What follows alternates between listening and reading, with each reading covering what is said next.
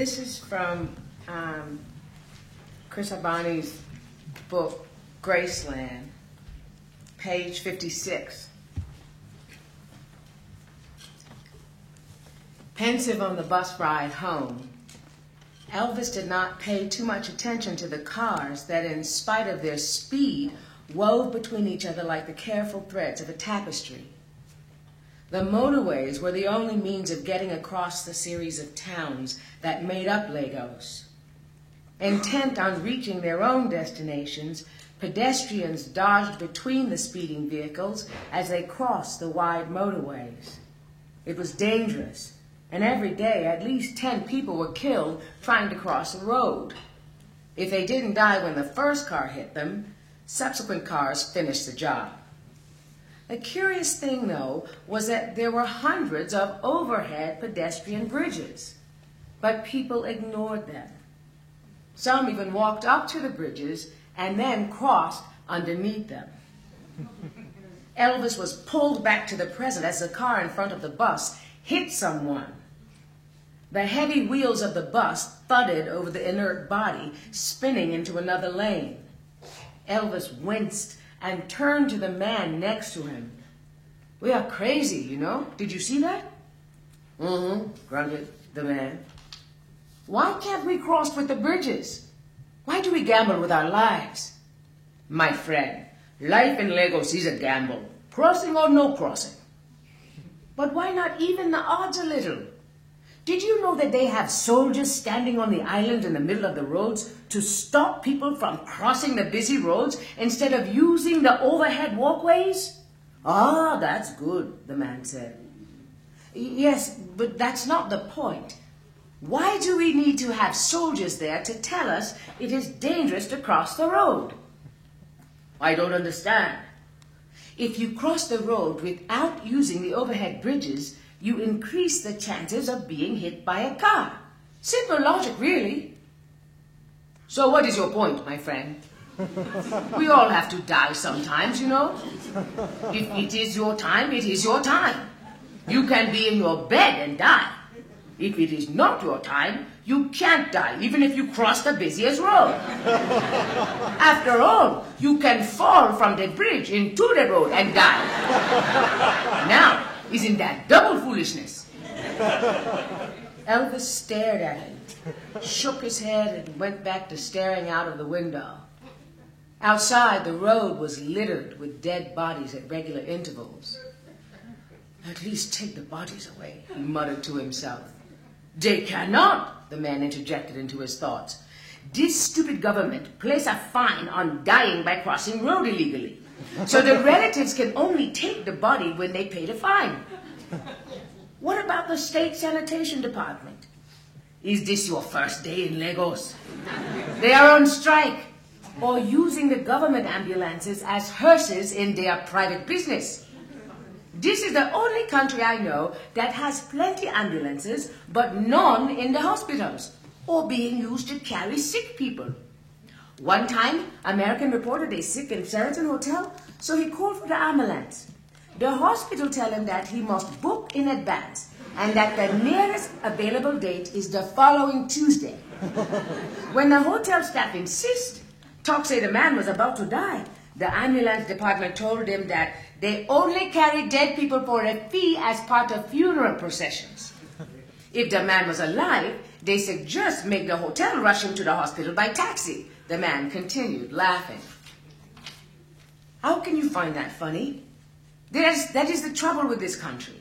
Everything is accepted. No dial tones or telephones, no stamps in post offices, no electricity, no water. We just accept. Listen, my friend. Anybody rich enough to afford telephone in country where most people they fight for survival, they should have the decency to wait for a dial tone.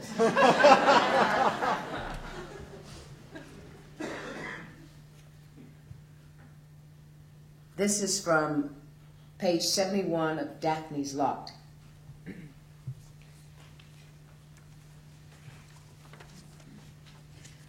The message on the machine is in my father's voice.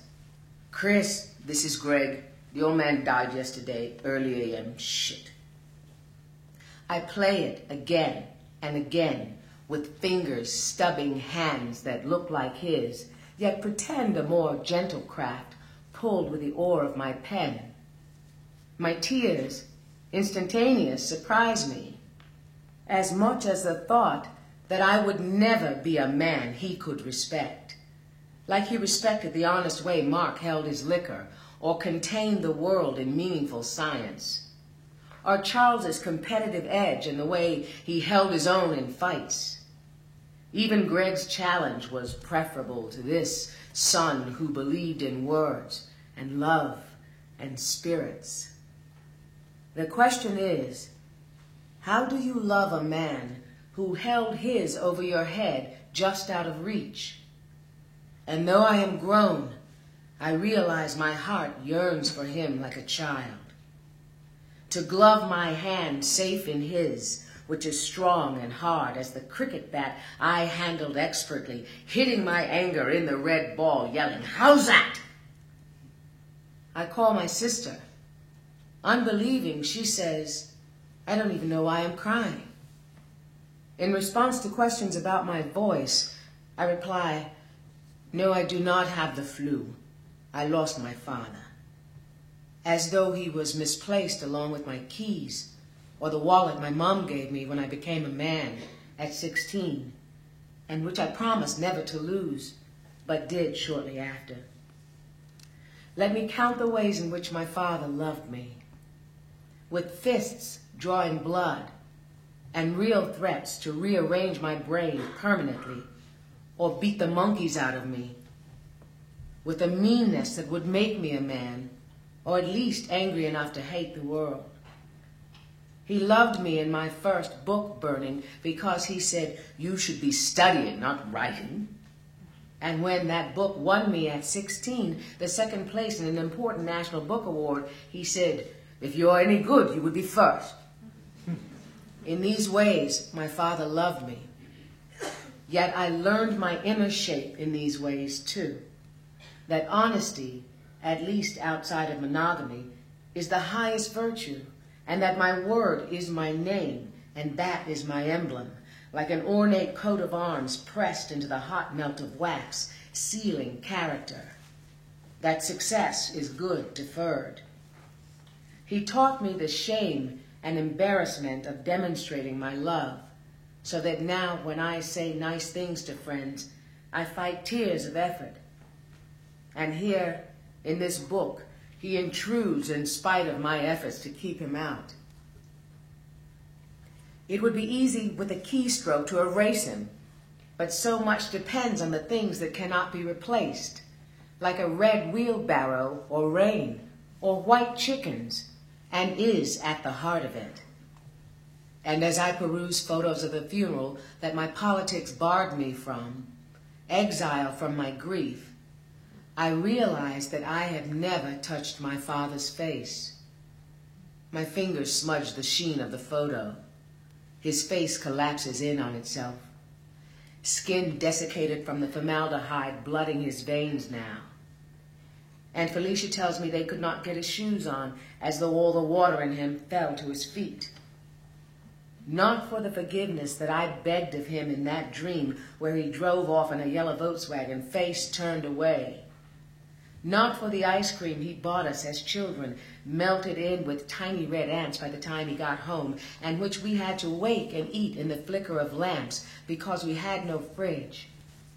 Not for the words that I would have sold my soul to hear him say, "I love you," did I return or call or write to say, "I love you."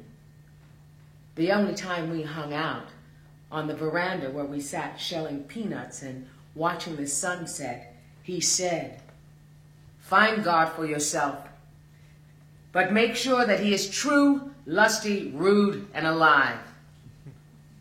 In that memory, I realize my deeper love. My muse is dead.